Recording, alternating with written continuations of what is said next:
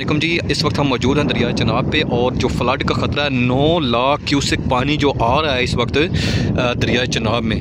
तो ये देखें जी, दरिया पहले से फुल हो चुका है और यहाँ पे पुलिस पहुँच चुकी है जो कि लोगों को घरों से निकाल रहे हैं कि यहाँ से निकल जाएं। खुदा, बहुत बड़ा सैलाब का ख़तरा है। और ये देखें ऊपर से बारिश, मौसम जो है बहुत ख़राब है।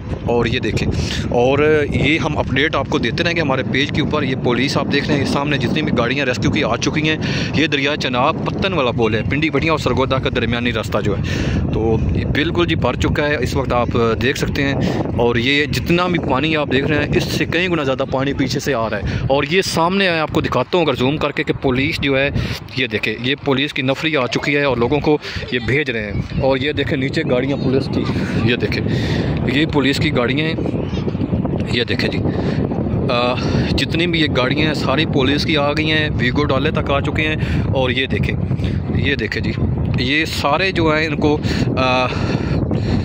पुलिस वाले जितने भी आए हैं ये सब के सब इनको जनाब यहाँ निकालने आए हैं कि ये निकल जाएं अपने जानवरों को लेकर।